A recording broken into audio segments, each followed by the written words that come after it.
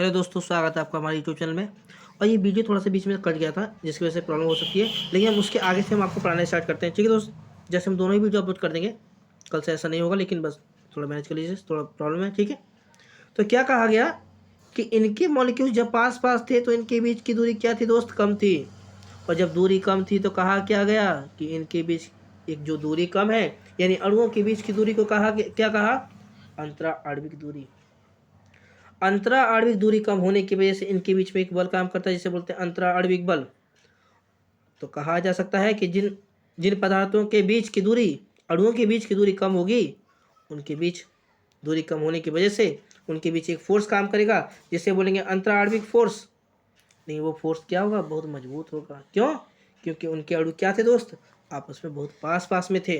But liquid में क्या हुआ और ठोस में देखिए ध्यान से क्या हुआ कि जो ठोस के मॉलिक्यूल्स थे, जब उनके बीच में अणुओं के बीच की दूरी कम थी तो कहा गया घनत्व क्या था? बहुत अधिक था। ठीक है दोस्त, अब जब इनके बीच, अब ठोस को जहाँ रख दिया जाए वहाँ उसी प्रकार आकर इनका, लेकिन ठोसों का आकार और आयतन क्या होता है दोस्त? निश्चित होता है। ठीक है दोस्त, क्यों? क्योंकि इनके मॉलिक्यूल्स क्या होते हैं? पास पास होते हैं। जैसे ईंट भी क्या है आपका? एक सॉलिड है। इनके मॉलिक्यूल पास ऐसा नहीं कि भाई आप बाहर रख दो या अंदर रख दो तो ये गल के छोटे हो जाएंगे, बड़े हो जाएंगे। बट लिक्विड में क्या देखा गया? लिक्विड में तो पानी देखिए, पानी में क्या था? आयतन तो वही था। पानी के बीच में इनका आयतन क्या था? पानी का आयतन तो सेम होता है, बट इनके जो आकार है क्या होता है दोस्त? बदलता रहता है। कैसे? अगर आप 1 लीटर पानी को बोतल में रख दें तो बोतल का आकार ले लेता है, बाल्टी में रख दें तो बाल्टी का आकार ले लेता है, गिलास में रख दें तो गिलास का आकार ले लेता है। ऐसा तो नहीं है दोस्त कि गिलास में रखेंगे तो 1 लीटर पानी आधा लीटर हो जाएगा, बाल्टी में रखेंगे तो 10 लीटर हो जाएगा। नहीं, इनका आयतन तो सेम रहेगा, बट आकृति क्या होती है दोस्त? बदल जाती है। और सर दोस्त एक खास बात इसमें क्या थी? देखिए ध्यान से, खास बात ये थी कि चाहे बाल्टी में रखो चाहे बोतल में रखो, आपने देखी होगी पेप्सी वाली बोतल, उनके नीचे छोटे छोटे छिद्र ऐसे वो होते हैं, इस प्रकार से बोतल बनी होती है। तो ऐसा नहीं कि इनके बीच में जब ऊपर नीचे उबड़ खाबड़ टाइप में होता है, सरफेस प्लेन ना हो, या बाल्टी में पानी देखेंगे तो कुछ धसा होता है, कुछ उभरा हुआ होता है। तो ऐसा नहीं कि जब बोतल में लिक्विड भर दिया जाए तो इनकी जो सतह सतह का जो है वो बराबर न हो। सतह क्या होती है दोस्त? बराबर होती है। कभी आप करके देखिएगा। ठीक है दोस्त, आप बाल्टी में भरिए चाहे बोतल में भरिए, उनके बीच जब पानी का विस्तार होगा तो एक समतल बनाई लाइन बनाएगी। बात समझ रहे होंगे दोस्त? पेप्सी देखिए कि नहीं आप लोग, कोको कोला वगैरह, जब आप उसमें छिद्र हो, चाहे उठाव पार्ट हो चाहे धसा हुआ पार्ट हो, जब भर देते हैं तो पूरा बोतल में समान समतल होता है दोस्त। होता है कि नहीं? ऐसा ही देखें, क्या कहीं जगह खाली है तो वहाँ का धस जाता है या उठ जाता है? नहीं देखेंगे आप। ठीक है दोस्त, आगे देखिए गैस। गैस क्या होती है? अच्छा, आप चेक कर सकते हैं कि लिक्विड के बीच के जो मॉलिक्यूल्स थोड़ी थोड़ी दूर दूर हैं, यानी इनके बीच की जो दूरी का अधिक है, तो क्या होंगे दोस्त? आप कहेंगे इनके बीच अंतरा आणविक बल क्या होगा? थोड़ा कम काम करेगा। ये सबसे कम काम किस में कम करेगा? तो गैस में।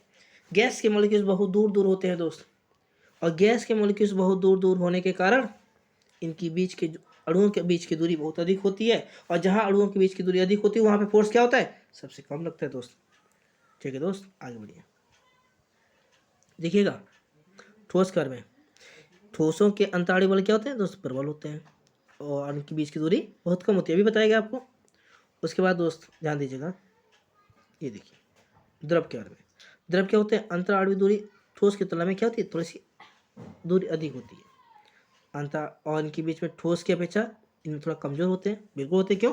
क्योंकि इनके जो मॉलिक्यूल्स वो क्या होते हैं? थोड़े दूर दूर होते हैं दोस्त। आगे गैस में कि अंतराणु बल सबसे कमजोर होता है। क्यों दोस्त? क्यों कम होते हैं? क्योंकि मॉलिक्यूल सभी में दिखाया आपको क्या होते हैं?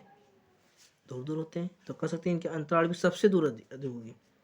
सबसे अधिक प्रबल बल किस में लगेगा? तो कहेंगे ठोसों में। सबसे कम तो कहेंगे गैसों में। और अणुओं के बीच की दूरी सबसे कम कहेंगे ठोसों में। और सबसे ज़्यादा पूछेगा तो कहेंगे आप गैस में दोस्त। ठीक है, चलिए आगे चलते हैं। देखिएगा ध्यान से, इस पॉइंट को हम पढ़ते हैं दोस्त। देखिएगा ध्यान से, ये देखिए अणु के बारे में देखते हैं।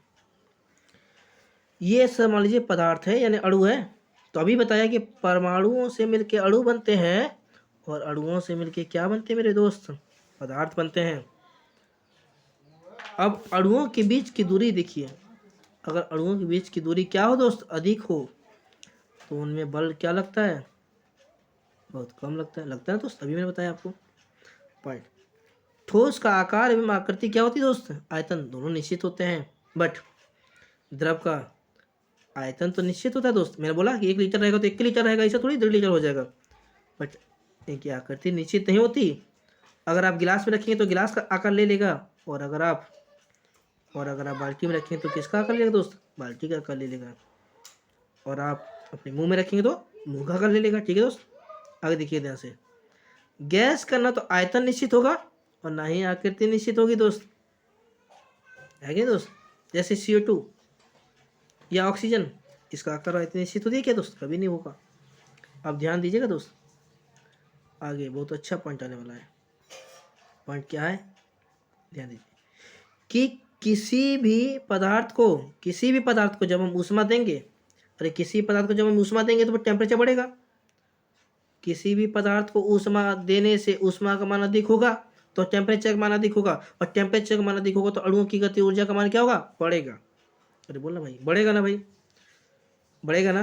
क्यों, जैसे जब हम कभी पानी को गर्म करते हैं, जैसे जैसे उसको हीट देते हैं, गर्म करते हैं, तो पानी तेजी से खोलने लगता है, और जब पानी तेजी से खोलने लगता है तो उनके जो बीच में मॉलिक्यूल्स होते हैं वो क्या करते हैं दोस्त, तेजी से गति करते हैं, और अणुओं के बीच की गति ऊर्जा का मान बढ़ेगा तो कहेंगे उनके बीच की दूरी क्या हो जाएगी दोस्त, बढ़ जाएगी।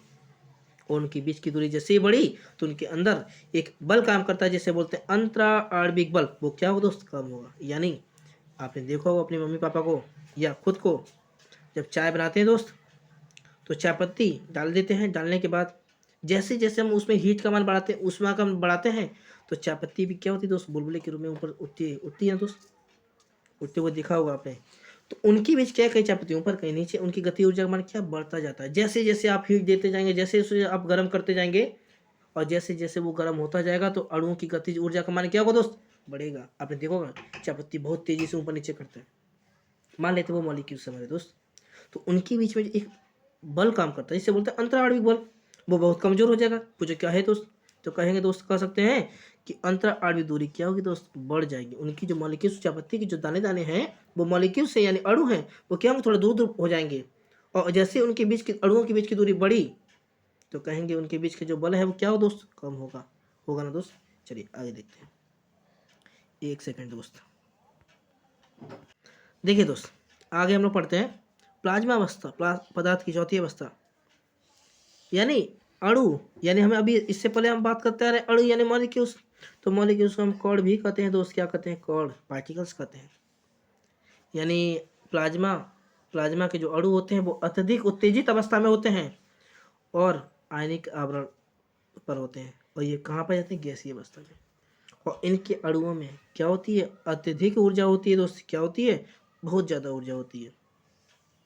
ध्यान दीजिएगा कि प्लाज्मा के अणु आयनीकृत गैसीय अवस्था में होने के कारण अत्यधिक ऊर्जा वाले होते हैं। भाई प्लाज्मा के जो मॉलिक्यूल्स हैं यानी जो अणु हैं यानी जो कण हैं वो आयनीकृत होने के कारण, गैसीय अवस्था में होने के कारण अत्यधिक ऊर्जा देते हैं। जैसे जैसे जैसे दोस्त कहेंगे फ्लोरोसेंट ट्यूबलाइट यानी आपके घर में ट्यूबलाइट होगी, जैसे ही हम इलेक्ट्रिसिटी फ्लो करते हैं वो तेजी से क्या करते हैं दोस्त, जलने लगते हैं। क्या करते हैं, जलने लगते हैं। तारों को चमकना, जो तारे चमकते हैं तो तारों के बीच में दोस्त, तारों के बीच में मैं कोशिश करता हूँ तारा बनाने का। 1 सेकंड दोस्त, देखिए दोस्त, मान लीजिए कोई तारा है, यानी 1 सेकंड दोस्त,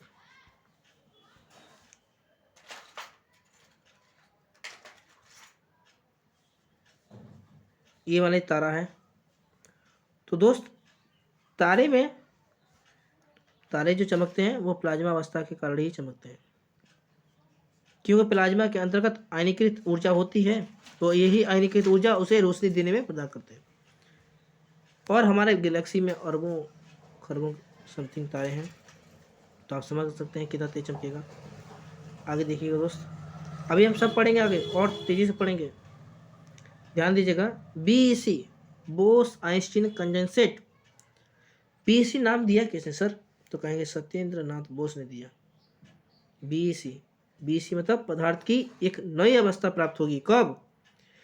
हवा यानी वायु का जो घनत्व है उस घनत्व से लगभग 1,00,000 गुना कम घनत्व वाली गैस, यानी जो हवा का जो घनत्व होता है दोस्त, हवा का जो घनत्व होता है उससे लगभग 1 गुना कम घनत्व वाली गैस को लीजिए और बहुत कम टेम्परेचर पे क्या कर दीजिए तो ठंडा कर दीजिए। उसके बाद जो हमको अवस्था प्राप्त होगी उसे क्या कहेंगे दोस्त? BEC, Bose Einstein condensate. पदार्थ की एक नई अवस्था प्राप्त हुई। कब? जब वायु के घनत्व से लगभग 1,00,000 गुना कम वाली गैस लेंगे और उसे बहुत कम ताप पे ठंडा कर देंगे दोस्त। यानी कह सकते हैं कि समथिंग 273.15 डिग्री सेल्सियस इस टेम्परेचर में आप उसे कम कर दीजिए दोस्त, तो आपको जो भी अवस्था प्राप्त होगी उसे आप कहेंगे BEC, पोस्ट आइंस्टीन कंडेंसेट। आगे देखिए दोस्त, आगे क्या है?